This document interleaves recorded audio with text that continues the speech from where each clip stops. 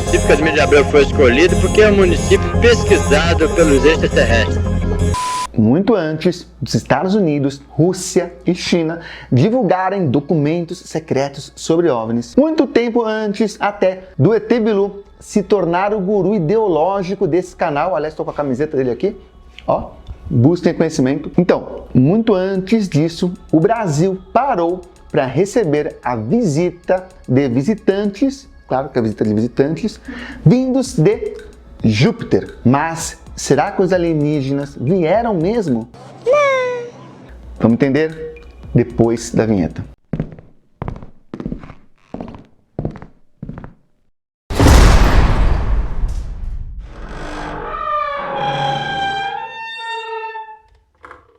Fala pessoal, meu nome é Nicolas, eu sou um neuromágico. Se é a sua primeira vez aqui no canal, seja muito bem-vindo. Aqui eu mostro como coisas que nós pensamos que são sobrenaturais podem ser um truque de mágica ou um número de hipnose. E o meio da ufologia, ou dos fãs de UFOs, também é cheia de falcatruas. Isso vai desde pessoas que dizem que receberam dons vindos de extraterrestres, mas quando vão demonstrar esses dons na televisão, usam algum truque de mágica para piscar uma luz, para entortar um garfo, para dobrar uma colher. Vocês sabem de quem eu estou falando. É claro! E vai até usar técnicas para simular a aparição de OVNIs, desde luzes projetadas do chão para o céu, até um recurso que, é bizarro, que é você descobrir quando estarão visíveis satélites que orbitam a Terra. Muitas vezes esses satélites são lixo espacial, coisas que estão orbitando a Terra. Então você consegue em um site saber quando que eles vão aparecer e você pode marcar uma visita de OVNIs. Olha, e no dia tal, sexta-feira, às 4 da tarde, na rua tal, vai passar um OVNI no céu. As pessoas vão lá e de fato tem um avistamento, mas é um satélite que já está orbitando e que você só sabia que ele seria visível naquele horário porque você teve acesso a essa informação. Isso é tão bizarro que isso era vendido como um número de mágica. Chamava, sei lá, acho que aparição do OVNI. Aí você comprava, vinha a instrução, pesquisa no site e tal, avisa as pessoas. Porra, era isso. É só isso! Mas, sem dúvida, o caso mais bizarro envolvendo o assunto disco voador aconteceu na cidade de Casimiro de Abreu, no Rio de Janeiro, no ano de 1980. Expectativa em Casimiro de Abreu, uma pequena cidade da região leste do estado do Rio. Dizem que amanhã um disco voador vai pousar lá. Tudo bem! E essa história tem coisas que são pontuais, que tem evidências, que tem matéria, que foram testemunhadas por várias pessoas, e tem coisas que são histórias, que não tem como validar a veracidade nem afirmar que é mentira. Sempre que possível, eu vou tentar separar uma coisa da outra. Nem sempre isso é possível, porque essa história aconteceu há 41 anos atrás, ou seja, muita informação se perdeu no caminho. Mas eu vou tentar ser o mais cético e imparcial possível. A ideia desse vídeo, quando eu comecei a pesquisar, era para fazer um vídeo leve, para ser uma coisa engraçada. Mas eu fui pesquisando e acabei achando assim muito interessante de fato a história, tá? Então vamos lá, o que acontece? Nessa cidade, Casimiro de Abreu, vivia um homem chamado Edilson Barbosa. E ele contava histórias sobre discos voadores. Mas ninguém levava ele muito a sério. Algumas pessoas, inclusive, achavam que ele tinha algum problema psicológico, embora ele sempre dissesse que estava disposto a se submeter a qualquer exame psiquiátrico que fosse. Mas o fato é que em um determinado momento ele ganhou notoriedade e visibilidade quando afirmou que um OVNI apareceria na data tal, no horário tal, em uma determinada fazenda. E algumas pessoas decidiram tirar a prova, ou seja, foram verificar naquele local, naquele horário, naquele dia, se de fato apareceria um OVNI. Uma pequena turma se reuniu lá, não eram muitas pessoas, mas nessa plateia estavam o prefeito e o delegado da cidade. E o que acontece é que nesse dia, de fato, as pessoas testemunharam um avistamento de OVNI. Acertou, miserável! Ou pelo menos é o que eles relatam. As pessoas que estiveram lá dizem que viram um OVNI que primeiro foi, depois voltou e acabou sumindo. Pode ser que fosse qualquer outra coisa? Pode ser. O que você pode estar se perguntando é se nesse caso ele poderia ter usado aquela técnica de prever quando que um satélite estaria visível, né? Bom, poderia.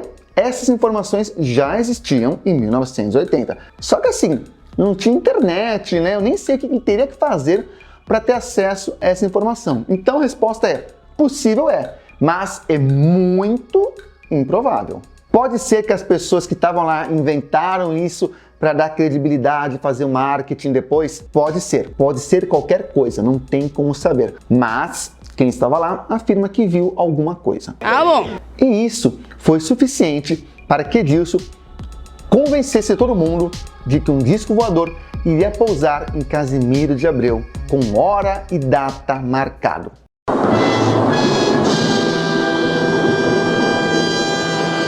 Bom, segundo ele, os visitantes viriam do planeta Júpiter. Edilson alegava se comunicar de forma telepática direto com os alienígenas, o mesmo que afirmava, aliás, acho que ainda afirma, né, o pai do ET Bilu, também fala a mesma coisa. E quando fala em visitante de Júpiter, não tem como não pensar no bebê jupiterídeo do Chapolin Colorado.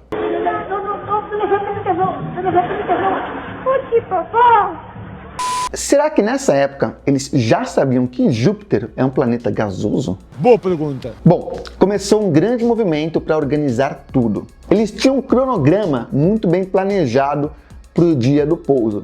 Vocês estão entendendo? De fato, as pessoas começaram a acreditar que a nave iria pousar. Na verdade, segundo matérias, diz que o pessoal ficou meio dividido. Metade da população acreditava que a nave de fato ia pousar e metade tinha bom senso. Tô brincando. Eu acho perturbadora a sua falta de fé. Bom, olha como ia ser o cronograma. Haveria o pouso, então a prefeitura levaria os alienígenas para passear em carro aberto pela cidade. Eles iriam presentear os alienígenas com uma enciclopédia Barça, que até pouco tempo atrás, inclusive, eu tinha uma aqui. Se tiver uma foto ainda, eu vou colocar uma enciclopédia Barça.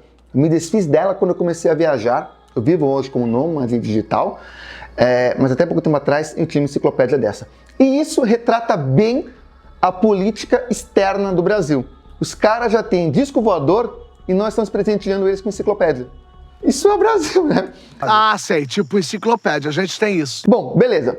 Ia pousar a nave, iam receber eles, levar para dar um rolê de carro de bombeiros, ia dar a enciclopédia de presente, e aí eles iriam tomar um café da manhã com os alienígenas oferecido pela prefeitura. Mas, já pensou, o que você vai oferecer para um jupiterídeo? Meus amigos, Jupiterídeo, o que vocês comem no café da manhã de Júpiter? Humanos. Tá. Não dá para saber se a prefeitura estava levando a sério ou só queriam farmar em cima do marketing da parada. Não dá para saber. Segundo Edilson, que nessa época já se declarava mensageiro de Júpiter, na visita, os alienígenas também trariam 4 pessoas que haviam sido abduzidas, trariam de volta. E isso vai ser importante no final do vídeo, tá? Vai fazer sentido. Bom, tinha também uma lista de mandamentos do encontro. E isso foi publicado em jornal. Dá uma olhada nos mandamentos. Estacionar sem interditar a BR-101, não impedir a entrada da fazenda, pois ambulâncias e viaturas policiais devem transitar, não ingerir bebidas alcoólicas, levar sua própria água e comida, usar botas, não levar crianças, os alienígenas não tinham muito paciência com criança, é igual mágico, não fazer fogueira, silêncio, seja calmo. Como que você vai ser calmo no pouso de um disco voador? Não corra, não ultrapasse a placa de advertência, não entre com nada metálico, procure dominar suas emoções, seja gentil. E eu acrescentaria um 15º mandamento, não soltar pombos. Quem assistiu Marte Ataca, pegou a referência, quem não assistiu, assiste. Bom, chegado o dia do encontro, 30 mil pessoas se reuniram em Casimiro de Abreu, vindas de diferentes partes do Brasil e do mundo, que, pelo que dizem, tinha investigadores da NASA que também vieram para Casimiro de Abreu testemunhar esse encontro.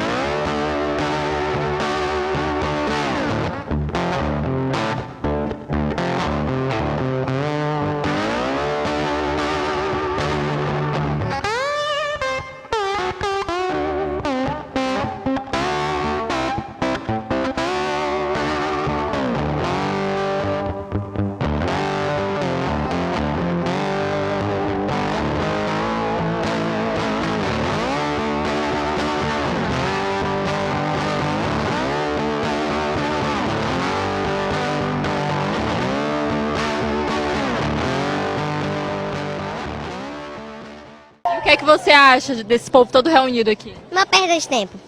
Bom, e como vocês podem imaginar, a nave não veio. E por mais estranho que pareça, é agora que a história começa a ficar bizarra. E se você está gostando até agora, inscreva-se, ative as notificações para receber mais conteúdo como esse. E para me seguir mais de perto, acompanhe-me no Instagram. O meu Instagram é @neuromágico. E eu quero agradecer aos membros do canal. O primeiro membro que eu quero agradecer é o Efraim Ferreira Guedes. Efraim, obrigado por ser membro do canal. O segundo membro que eu quero agradecer é a Ana Mienilke. Eu nunca sei qual que é o feminino de membro, mas Ana, obrigado. E o terceiro membro que eu quero agradecer é o Chavicel. Muito obrigado também por ser membro. Os membros me ajudam a produzir um conteúdo cada vez melhor e tem acesso a vários benefícios. Se você gosta do meu conteúdo, cogite tornar-se membro do canal. Bom, os alienígenas não vieram, né? Pô, não deu. Ficamos correndo aqui, ficamos agarrados ali entre Saturno e Plutão. Puta trânsito, não vieram. E aí, algumas pessoas dizem que o Edilson disse que os alienígenas disseram para o Edilson, né? As pessoas dizem que o Edilson disse que o alienígenas disse para o Edilson que ele primeiro perderia a perna esquerda, depois a direita e depois morreria. Isso de fato aconteceu. Ou pelo menos é o que dizem. Existem matérias da época em que ele perdeu a perna esquerda. Inclusive, nenhum repórter conseguia na época identificar ou localizar quem foi o médico que amputou essa perna dele. Então, vocês estão pensando o mesmo que eu? Não sei, só ideia bizarra. Então, é meio estranho porque não tem nenhum Open Prediction. Não tem nada publicado assim abertamente. Olha, em tanto tempo vou perder uma perna, depois a outra e vou morrer. O que tem relatos depois, sabe? Depois que aconteceu, ele já havia falado que isso ia acontecer. Pelo menos eu não encontrei, tá? Não encontrei nada da época de forma assim premonitiva. E mesmo que tivesse, sabe, ele poderia ser diagnosticado e a amputação era algo que estava visível que iria acontecer, né? Que era lógico que mais cedo ou mais tarde ele ia acabar amputando, ele já podia estar diagnosticado com a diabetes, que foi o que fez ele perder a perna. E além do mais, que mistura é essa? Alienígena prevê o futuro agora também? Vocês percebem como isso é complicado? Mas o ponto mais estranho é isso. Parece que pode ter sido uma coisa que meio que fez uma previsão no passado.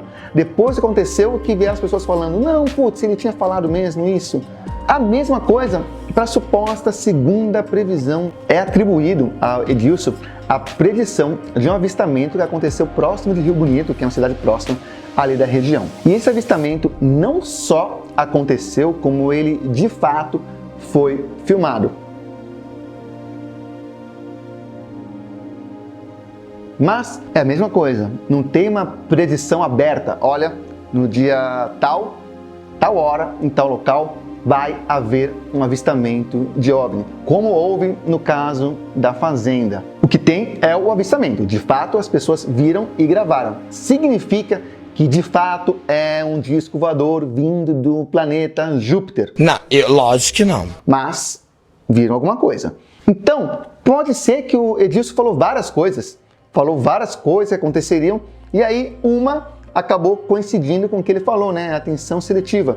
E aí o pessoal esquece tudo que ele falou e não aconteceu. Do mesmo jeito que acontece com os videntes. Ou pode ser que ele falou algo parecido e depois aconteceu, começaram a associar com algo que ele havia falado. Ou seja, prever o passado é uma ciência exata. Mas, assim, também não tem todas as informações, eu estou só levantando hipótese aqui. O que parece ser consenso é que o Edilson, de fato, acreditava nisso, tá? Então, se ele enganou alguém, não foi de forma voluntária. Tem um documentário muito sério, produzido pela Clarice Salib, chamado Efeito Casimiro. Eu recomendo muito porque é um documentário muito sério. Eu vou deixar o link aqui na descrição, tá? Eu recomendo que vocês vejam. Conclusões. Bom, 3 pontos são interessantes. O primeiro é a monetização do sobrenatural. Histórias como essa geram dinheiro. Geraram naquela época, geram até hoje. Tanto que Casimiro de Abreu comemorou os 41 anos, né, fez uma exposição. Por que vocês acham que o Monstro do Lago Ness é uma história que sobrevive até hoje? Porque é movimento turismo. As pessoas vão lá para ver o local onde supostamente vive o monstro. O outro ponto é o papel da mídia, sempre sensacionalista, sempre querendo promover a histeria para vender jornal. E o terceiro ponto é a influência da cultura pop. 2 anos antes do caso de Casimiro de Abreu, estreou o blockbuster mega sucesso do Steven Spielberg, Contatos Imediatos de Terceiro Grau. E vários pontos dessa história estão no filme, inclusive a volta de pessoas que foram abduzidas, como eu falei lá no começo. Então, é um pouquinho difícil achar que essas coisas não têm influência da cultura pop. É o mesmo caso da pré-escola McMartin, que aconteceu, um caso de relatos de abusos de crianças em ritual satânico, bem na época da histeria moral sobre abusos satânicos que foi impulsionado pela cultura pop. Eu fiz um vídeo sobre isso que eu estou deixando aqui. E, no mais, o ET que eu acredito é aquele que tem um conselho bom, o ET Bilu. E o conselho bom dele é: busquem conhecimento.